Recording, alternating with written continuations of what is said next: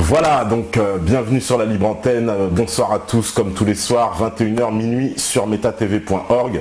Ce soir, on va accueillir avec nous Nomade Patriote, le temps de faire des petits réglages sur Skype et puis il sera en direct avec nous. Donc j'en profite déjà pour remercier les artistes qui sont venus ce week-end pour l'émission spéciale, voilà, freestyle pour tous ceux qui ont vu cette émission qui était assez incroyable avec Neg Lyrical, avec SKS Crew, avec Sofiane de la Razia et puis évidemment moi aussi qui était en freestyle. Bon, je me remercie moi-même, il y en a ils vont dire c'est pompeux et ils auront raison. En tout cas c'était vraiment une bonne formule, super sympa, un truc qu'on réitérera parce qu'apparemment j'ai l'impression que ça vous a plu aussi sur le chat. Vous étiez nombreux à nous dire en tout cas que c'était un super moment. Alors pour tous ceux qui l'ont pas vu, de toute façon bientôt là on va mettre en ligne les vidéos avec les freestyles, l'intégrale. Encore un grand merci à tous ceux qui ont contribué donc au Métatour, puisque aujourd'hui on en est à 2755, donc ça a vachement monté. Merci beaucoup pour ce gros coup de pouce pour qu'on puisse réaliser ce projet. On a encore besoin évidemment de quelques dons, mais merci en tout cas à tous ceux qui ont donné. Voilà, j'espère que ça vous a donné envie, puisque c'était un avant-goût, si j'ose dire, de préparation sur ce Métatour, quoi. Voilà. Donc, on espère que, en tout cas, ça vous a plu parce que, voilà.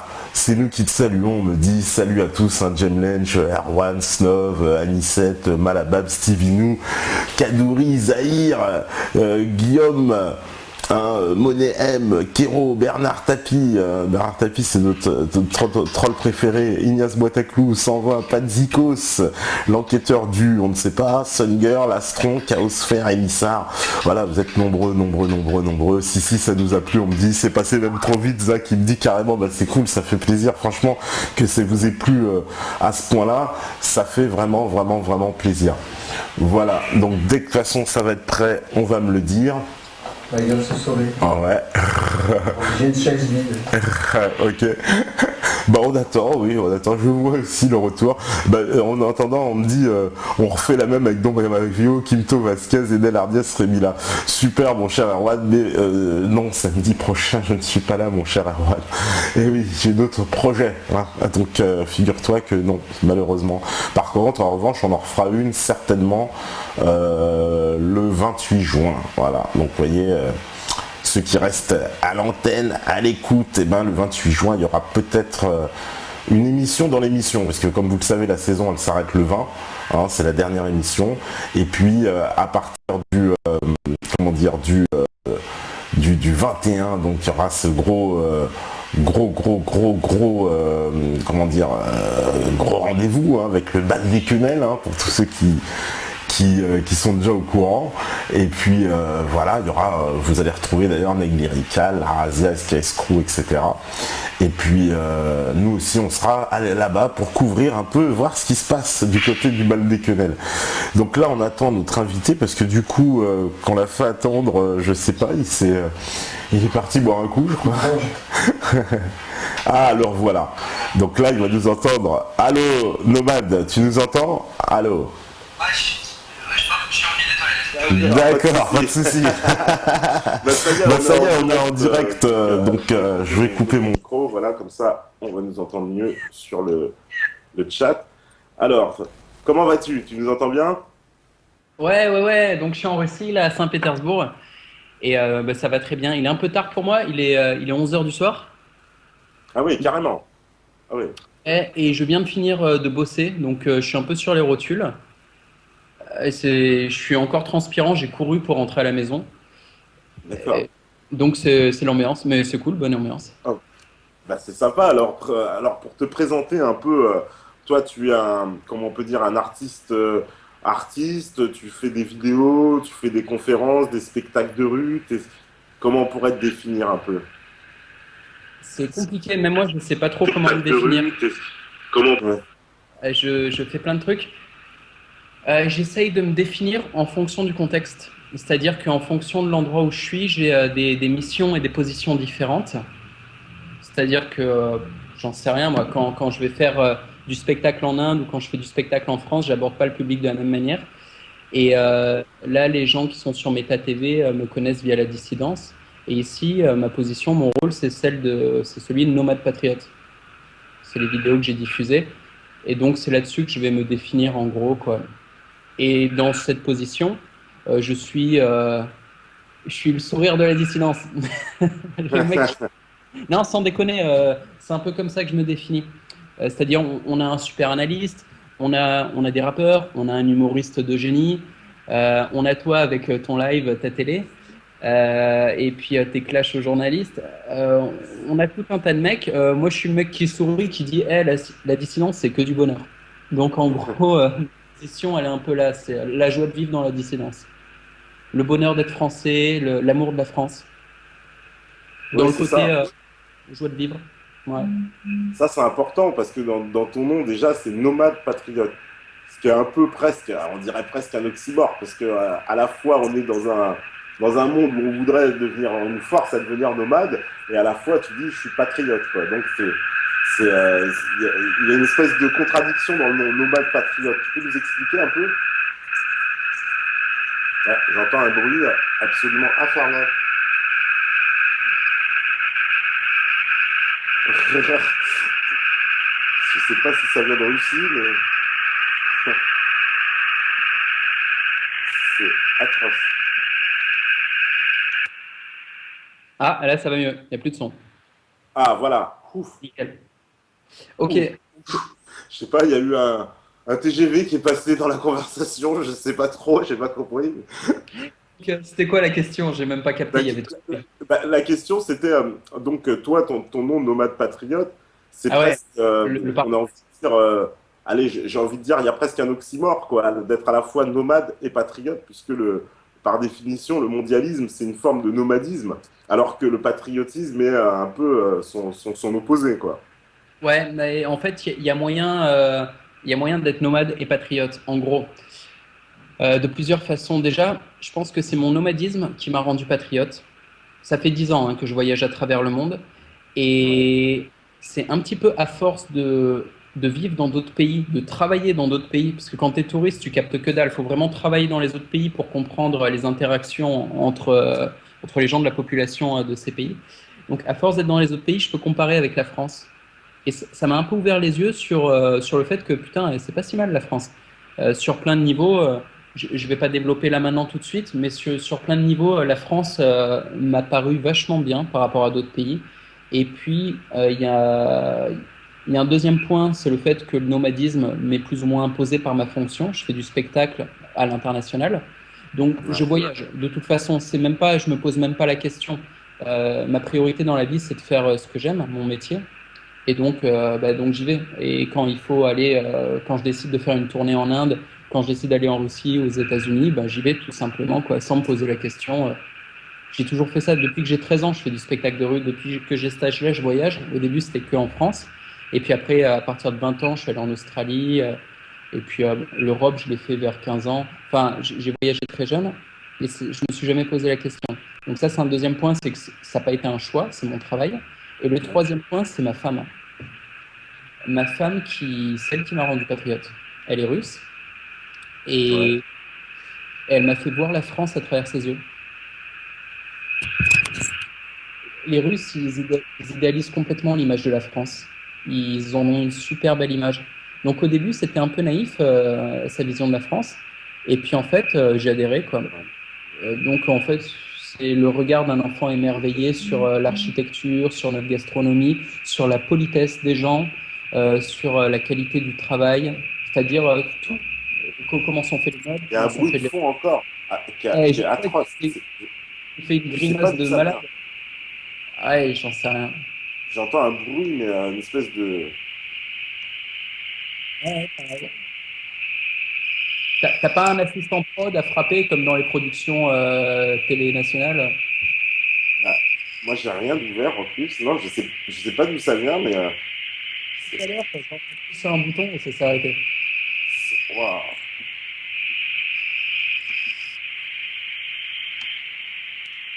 Ah, là, ça s'est arrêté. Voilà. Faire Ouais. sortir. Ah, ça m'a l'air un peu mieux par là. Ouais, et c'est quoi alors le... Bah, je je sais sais, pas. le son qui sortait d'ailleurs, apparemment. Ouf, j'ai l'impression de respirer. Ouf. Comme quand t'as Non, mais enlevé c'est une tumeur. Ah, bah, ça va mieux parce là, que du coup. je te fais ma réponse, je te vois faire une grimace, je me dis merde, il est pas content encore. Mais je sais Non, que non, c'est pas pour parce que ça. j'entendais ce bruit atroce, tu vois, je voyais pas d'où ça pouvait venir. Mais du coup, là, ça m'a l'air plus clair, quoi. Là, j'entends plus ce bruit-là. Voilà, donc je sais pas si j'ai répondu à ta question de le paradoxe entre le nomadisme et le patriotisme, mais on peut Oui, l'être.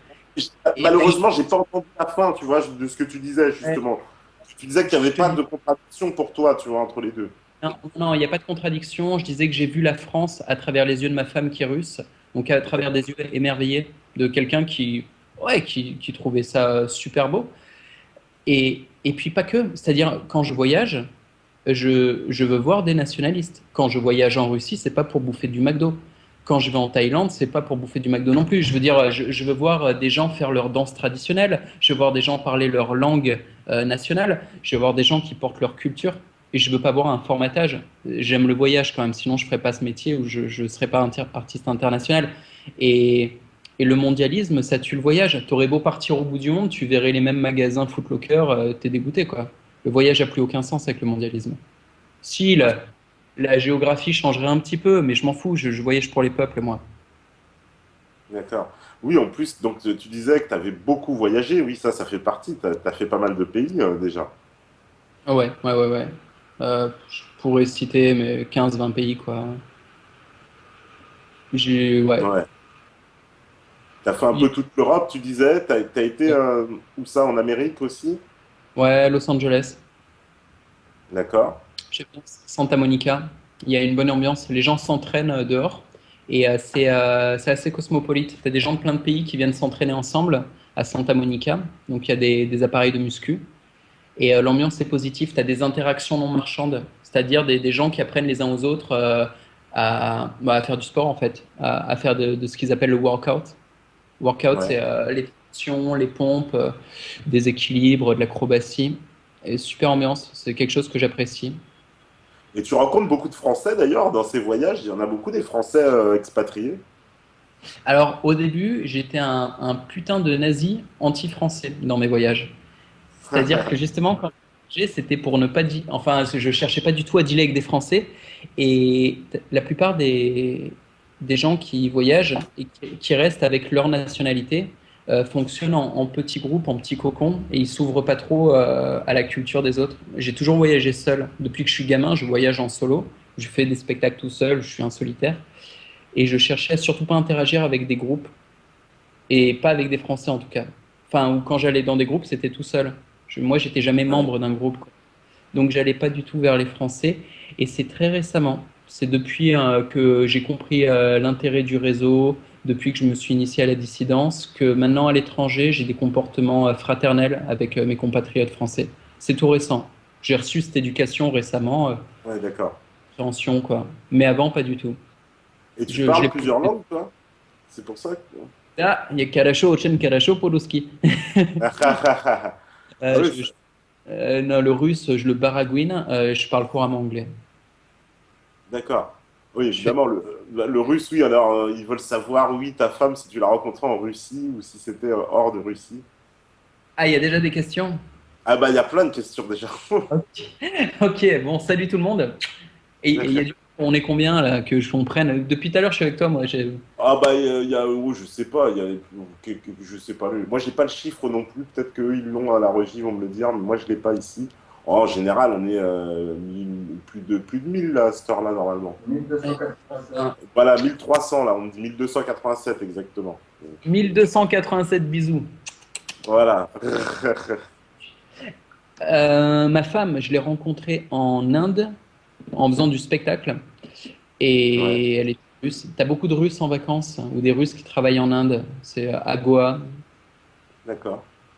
Historiquement, je crois que c'est parce qu'il y avait des mafias russes qui ont essayé de contrôler Goa, qui était à l'époque contrôlé par des hippies, un business de drogue et de prostitution. Et puis au final, tu as la jeunesse russe qui est venue en vacances là-bas. Ouais, d'accord. Mais bon, le fait que j'ai rencontré ma femme en Inde et qu'elle soit russe. Ouais, excuse-moi, t'as un chien qui fait du bruit.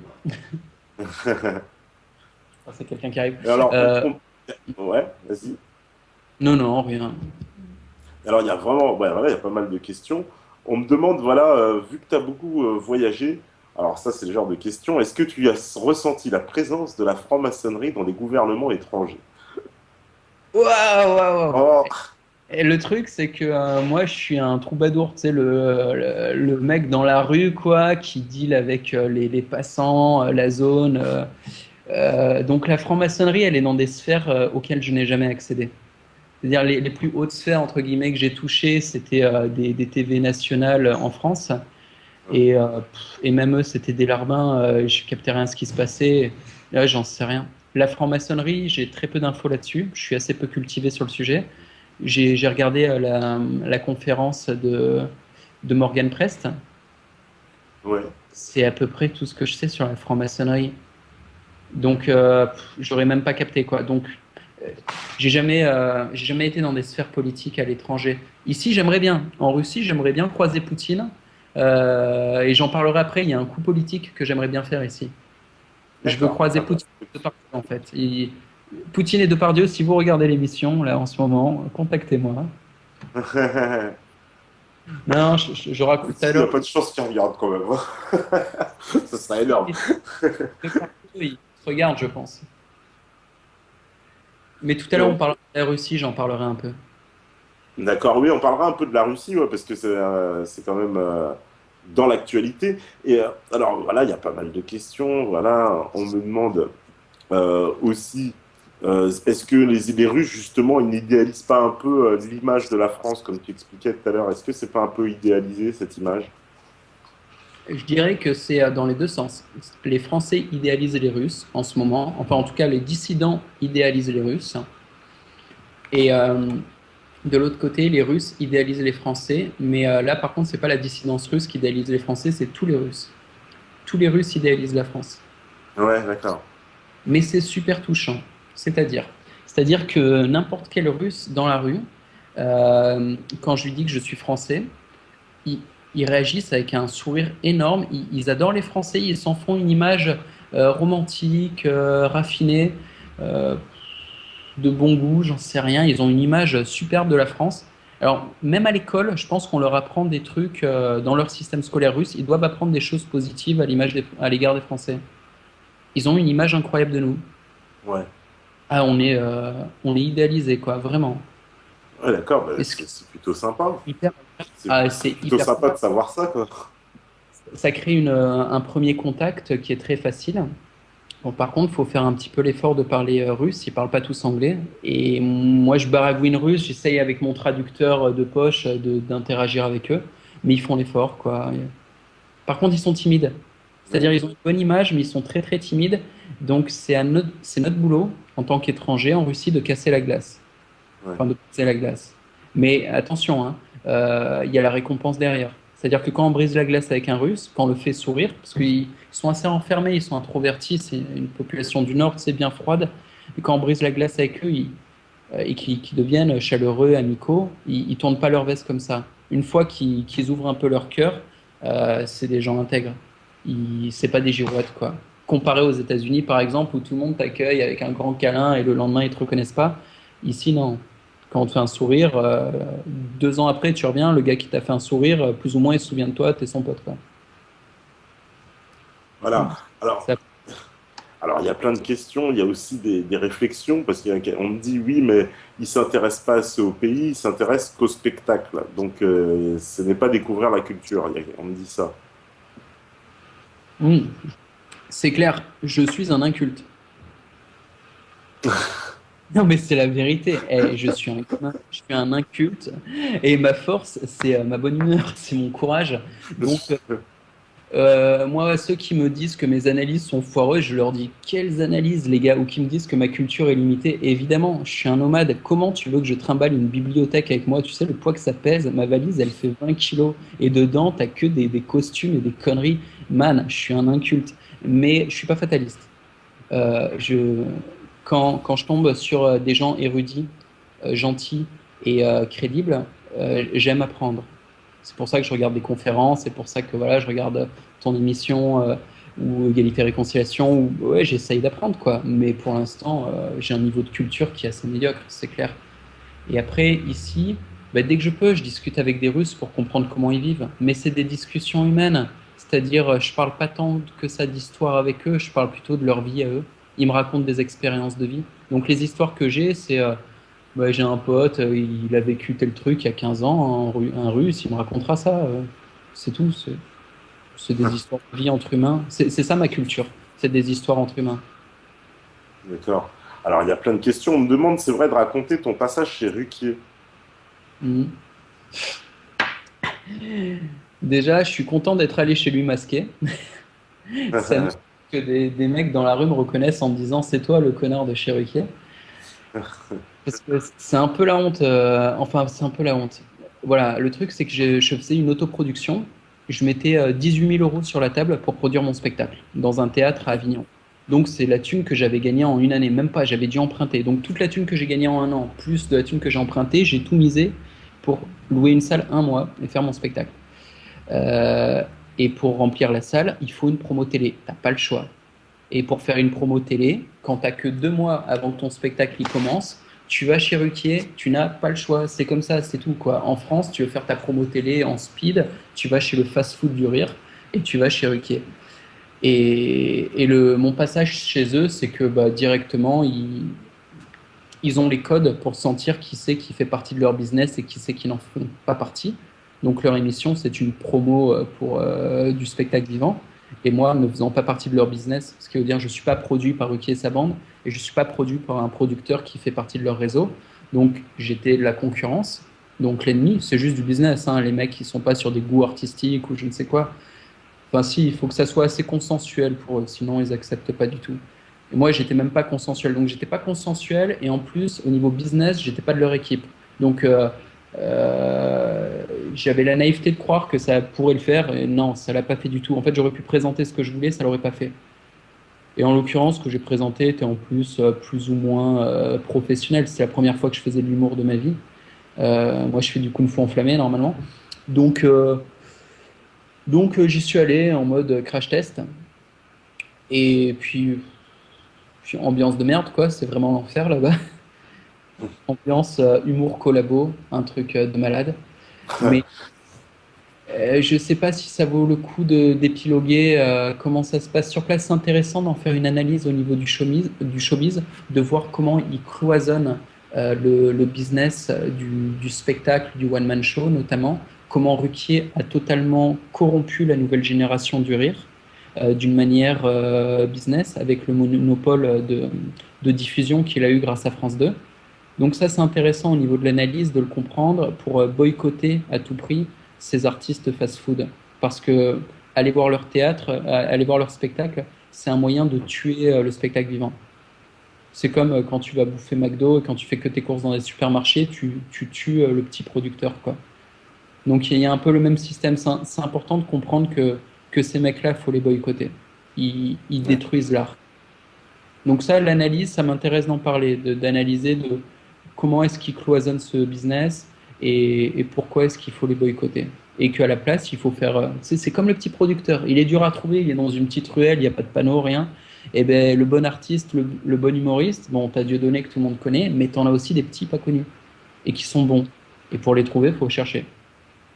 Mais ça vaut le coup. Sur Paris, il y a plein de salles parisiennes où tu as des tout petits artistes, tu sais, dans des petites salles, dans des cafés-théâtres, des mecs qui font des bons trucs. Ah, ils sont pas chez Ruquier, ils sont durs à trouver. Mais c'est ces mecs-là qu'il faut voir. Au Festival d'Avignon, tu as 1200 spectacles. Les têtes d'affiche, tu les vois tout de suite, elles sont connues, elles sont passées à la télé, mais c'est que de la merde. Il faut chercher, bouche à oreille, il faut dire t'as vu quelque chose de bien, et en cherchant, on trouve. C'est comme les petits producteurs, bouche à oreille. Le spectacle, il faut le voir de la même façon. Le bon spectacle se trouve de bouche à oreille. D'accord. Parce que bon, moi, je l'ai pas vu, hein, ce passage chez Ruquier, mais apparemment, il y en a beaucoup qui en parlent, hein, qui me disent ça, ouais, il y a eu une altercation, c'est ça, en fait, qui s'est passé? Ouais, vite fait. Vite Vite fait. fait, ça a été à moitié coupé au montage. J'ai réussi à glisser dédicace à Dieudonné entre un bisou à ma grand-mère et une dédicace à d'autres potes. Donc ils étaient emmerdés, ils n'ont pas réussi à le couper, donc c'est resté au montage le fait que j'ai fait dédicace à Dieudonné. Et ils ont un peu coupé quand Ben Guigui et Barma réagissaient. Mais il s'est pas passé grand-chose sur le plateau. En dehors du plateau, c'est un peu clashé entre moi et Benguigui. Mais pareil, c'est pas très intéressant, quoi. C'est les trucs classiques. C'est- Alors voilà, on me dit, est-ce que tu confirmes que le voyage raffermit la conscience patriote ou la conscience politique tout simplement? Par l'échange, on devient plus conscient de soi. C'est une question. Complètement. En allant à la rencontre de personnes ayant d'autres identités nationales, donc Ouais. faut aller voir des vrais humains, hein, des gens qui un peu enracinés, qui portent leur culture, qui portent leur identité, qu'elle soit sexuelle, qu'elle soit nationale. Ça nous renvoie à nous-mêmes. Enfin, moi, ça me renvoie à moi-même et à ma propre culture. En voyant des mecs complètement différents, ça me fait comprendre en quoi moi je suis différent. Et ça me le fait le conscientiser. En conscientisant mes singularités, on va dire, et je vais comprendre quelle singularité je vais apprécier chez moi, quelle partie de ma culture, quelle partie de mes racines je vais aimer, en fait, et quelle partie j'apprécie moins. Donc oui, oui, le fait de voyager, ça rend patriote, en fait. Et puis, surtout que dans mon spectacle, ça va tout seul.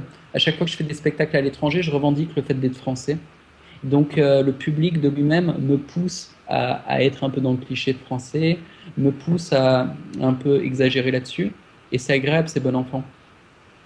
Ouais, parce que là, alors il y a pas mal de questions justement sur la Russie, à commencer par déjà pas mal de gens qui se posent la question, est-ce que les Russes sont vraiment accueillants? Par exemple, il y a un commentaire qui me dit, ouais, moi je suis noir, j'ai une sale image des Russes, parce que c'est vrai qu'on a l'image d'un peuple très fermé, très raciste. Qu'est-ce qu'il en est? Ouais. Mais justement, je vais en parler un peu. Allez, on ouvre une petite parenthèse Russie. Alors, les Russes n'ont pas que l'image d'être des gros racistes, ils ont l'image d'être des homophobes. Ça, c'est la réputation. C'est- À mon sens, aujourd'hui, c'est une genre de propagande américaine qui bave sur l'Europe et qui nous fait croire ça. Mais il y a une part de vérité. C'est-à-dire qu'il y a 10-15 ans, effectivement, tu avais une grosse partie de la Russie qui avait des comportements xénophobes et racistes. En fait, pas spécialement xénophobes et racistes, qui avaient des comportements assez paranoïaques.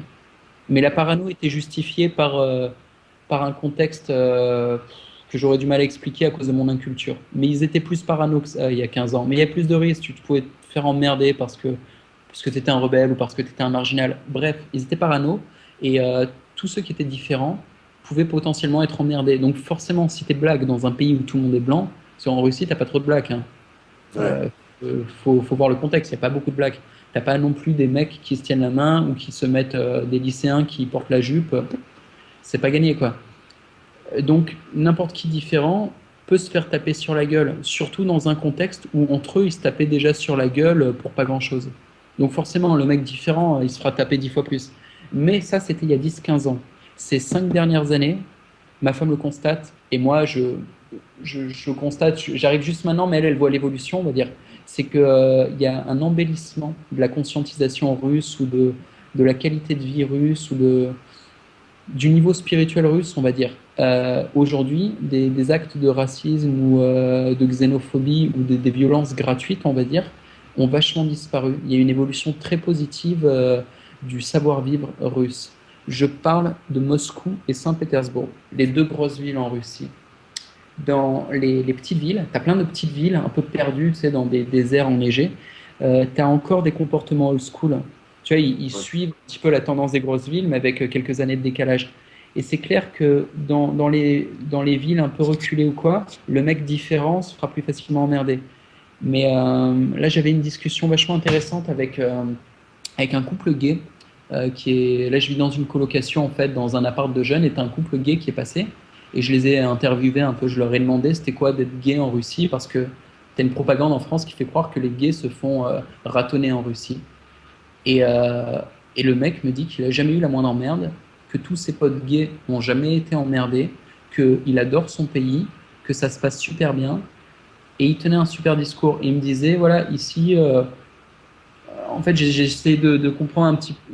On parlait de la théorie du genre et tout le bordel, du fait que en France, dans les écoles, ça part en couille avec cette histoire. Et il me disait qu'ici, ils sont pas dans le show-off. Le show-off, c'est la démonstration. T'as pas des démonstrations gays ici. C'est-à-dire, la propagande gay est interdite en Russie. Tu peux pas faire une gay pride. Tu peux pas non plus promouvoir l'idée que être gay, c'est normal. être gay, c'est spécial. C'est considéré comme ça. Tu te feras pas taper sur la gueule pour ça, tu te feras pas emmerder pour ça, mais tu n'as pas à en faire la propagande. Et lui, il trouvait ça bien. Il était dans une démarche de trouver ça normal, qu'on fasse pas la propagande d'un État un peu spécial, quoi. Qu'on prétende pas que ça soit la norme, par exemple. Enfin, en tout cas, il n'était pas emmerdé.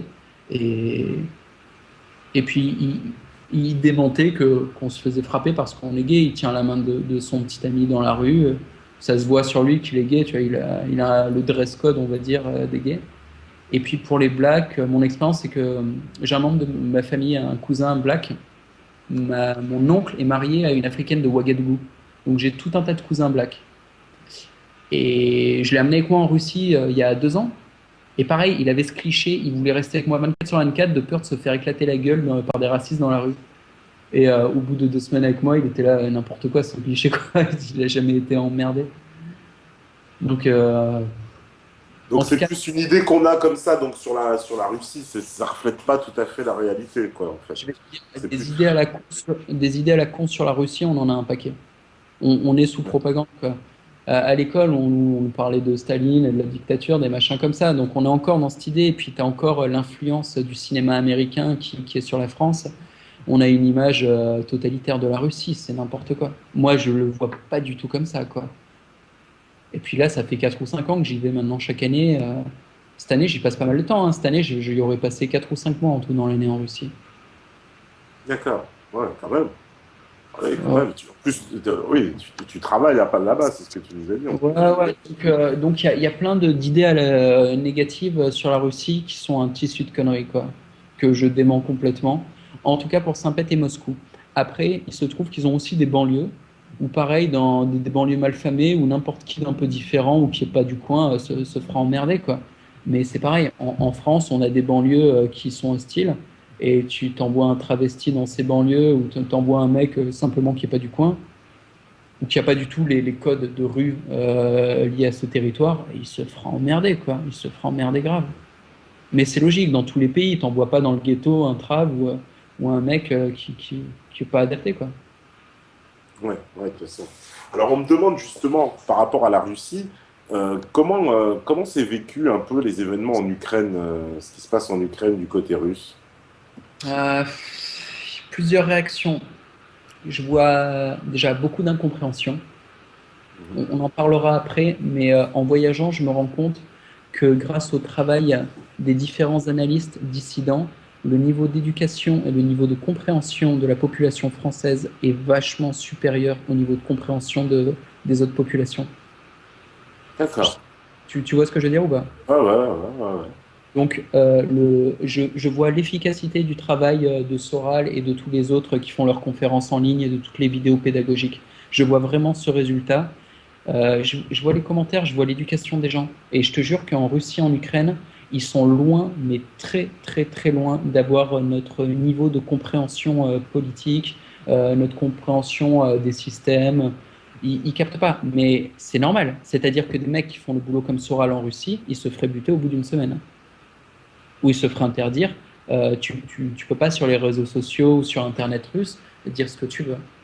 Et on peut dire plein de choses bien de la Russie, mais quand même au niveau de la liberté d'expression, c'est clair qu'ils te feront fermer ta gueule. Ouais. Et en Ukraine, c'est la même. Enfin maintenant c'est le bordel en Ukraine, donc c'est un peu compliqué. Mais donc voilà, ils ont pas le niveau de compréhension, donc ça c'est la première différence. En France, j'ai l'impression que les gens sont plus informés sur le conflit ukrainien que les Ukrainiens eux-mêmes, ça c'est sûr, et que les Russes aussi. Après, ils ont une autre compréhension, ils ont une compréhension du réel. C'est-à-dire qu'eux, ils sont Russes et Ukrainiens, et ils interagissent entre eux. C'est des pays frontière à frontière. Pendant des années, ils pouvaient passer librement. C'est comme France-Belgique, tu vois.